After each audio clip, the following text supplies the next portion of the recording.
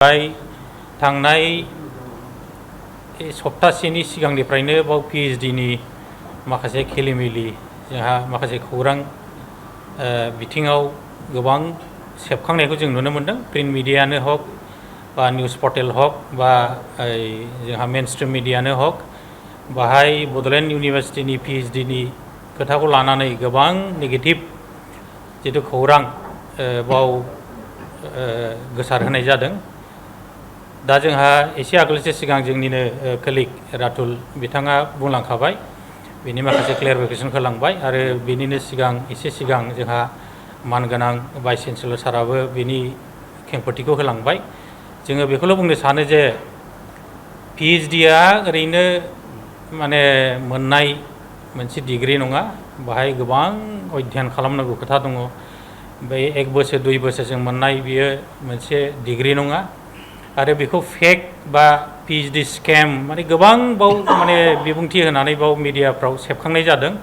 दा बेखौ जोङो गोख्रों रावजों सोंखारियो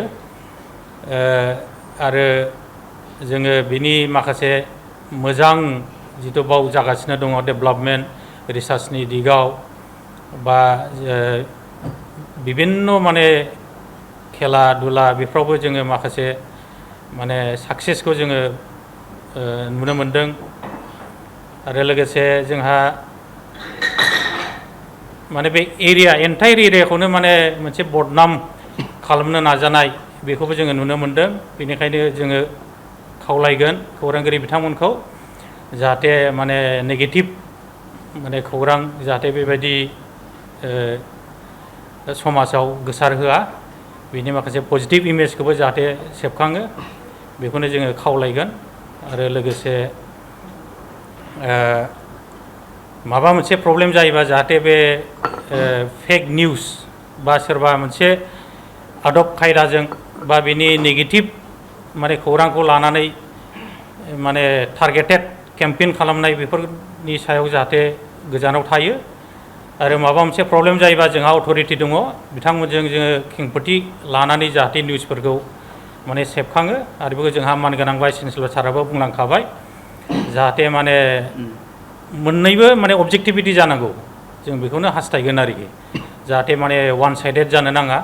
आरो जोंहा मानगोनां जोंनिनो कलिगआ बुंलांदों माने स्टेरिअटाइपिं, जे माने अलरेडि बार्डिक होखायो, थारमाने खौरांगिरियाव ओरैबायदि सेबखांनाय जायो माने बिथांमोनहानो माने जाजबो जायो, बिथांमोनहानो माने पुलिसबो जायो, बिथांमोनहानो कर्टबो जायो, बे रोखोमनि।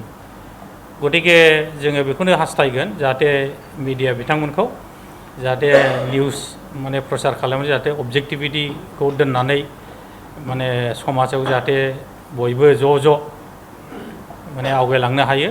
बे मोनसे माने मुभमेन्टजों फैनाय मोनसे इन्स्टिटिउसन आरो बाहाय प्रब्लेमा गैया नङा जोबोद दङ। जोंहा रांखान्थिनि समस्या दङ बाहाय, आरो जोंहा बाव मेक्सिमाम स्टुडेन्टफ्रानो बहुद माने गरिब थाखोनिफ्राय फैनाय, दा बेकवार्ड माने फेमिलिफोरनिफ्राय फैनाय। दा एन्टायर माने सिस्टेमानो माने बेफोरबायदि मोनसे भुवा माने माबा प्रसार जायोबा इम्पेक्ट जाजोबो। बाव जोंहा रिसार्च गाइड हिसाबैबो जोंहा बदनाम जाबाय, इन्स्टिटिउसन हिसाबै बदनाम जाबाय, एरिया हिसाबै बदनाम जाबाय। आरो जाय बिथांमोनहा जोङो बाहेरायाव बे PhD थेसिसफोरखौ हरदों माने नायबिजिरनो थाखाय, बिथांमोनहाबो माने बदनाम जाफाबाय आरोखि। दा ओंखायनो बेफोरनि फारसे जाहाथे साननानै नायो, अबजेक्टिभिटिखौ दोननानै जाहाथे निउसफोरखौ प्रसार खालामो, जों बेखौनो